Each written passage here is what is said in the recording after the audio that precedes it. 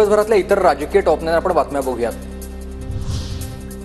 यंदा शेतकऱ्यांची कर्जमाफी होणार नाही, शेतकऱ्यांनी 31 मार्च पूर्वी पीक कर्ज भरावं, अजित पवारांचं वक्तव्य। तर अजित पवारांची भूमिका हीच सरकारची भूमिका, मुख्यमंत्री फडणवीसांकडून अजितदादांच्या वक्तव्याला दुजोरा। शेतकऱ्यांची कर्जमाफी केल्यास राज्याच्या तिजोरीमध्ये खळखळाट होईल, त्यामुळे पगार देणंही मुश्किल होईल, मंत्री गिरीश महाजन यांचं वक्तव्य। दादा क्या हुआ तेरा वादा, शेतकऱ्यांच्या कर्जमाफीवरून अजित पवारांवर निशाणा, माफ करा, जितेंद्र आव्हाडांचा अजित पवारांवर हा निशाणा आणि यावर्षी कर्जमाफी होणार नाही या वक्तव्यानंतर अजित पवार विरोधकांच्या आता निशाणावर आलेले आहेत। शेतकऱ्यांचा विश्वासघात करणं बंद करा, अंथरूण पाहून आश्वासन द्यावंसं का वाटलं नाही, अजित नवले यांची अजित पवारांवर टीका आहे। दरम्यान शेतकऱ्यांची आर्थिक परिस्थिती पाहून कर्जमाफीचा निर्णय पुढे घेणार अजित पवारांनी केलं होतं विधान। शेतकऱ्यांचं कर्ज माफ करण्याची ऐपत राज्य सरकारमध्ये नव्हती, तर निवडणुकीमध्ये मतं मागण्यासाठी त्यावेळी अंथरूण पाहून आश्वासनं द्यावीत असं उपमुख्यमंत्री, मुख्यमंत्री आणि त्यांच्या सत्ताधारी पक्षाच्या नेत्यांना त्यावेळी का वाटलं नाही। सुपारी देऊन कामं चालली आहेत हे नक्की आहे, कुणाल कामराच्या प्रश्नावर मुख्यमंत्री फडणवीसांचं उत्तर।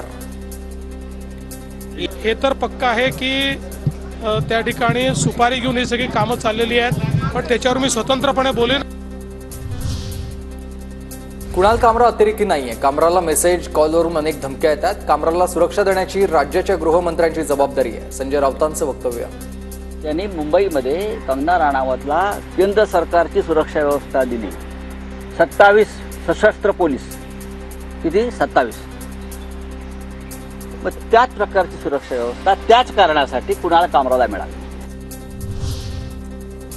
शिंदेंच्या बदनामी मागे ठाकरे गट कुणाल कामराच्या संपर्कात असल्याचं राऊतांनी स्वीकारलंय आणि संजय निरुपम यांची ही टीका। तर कामराला 4 कोटींपेक्षा जास्त फंडिंग, निरुपम यांचा दावा।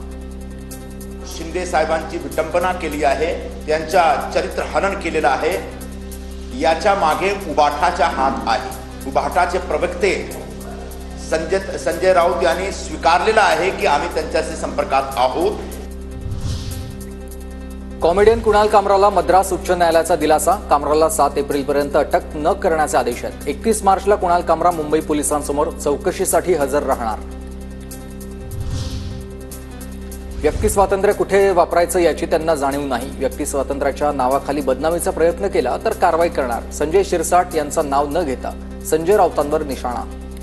व्यक्ती स्वातंत्र्य आता कुठं वापरायचं याची यांना थोडीही कल्पना नाही किंवा यांना ती जाणीव सुद्धा होत नाही। इतरांच्या चारित्र्यावर शिंतोडे उडवण्याचा प्रयत्न करत असेल, त्यांना बदनाम करायचा प्रयत्न करत असेल तर त्यांच्यावर आम्ही कारवाई करणार।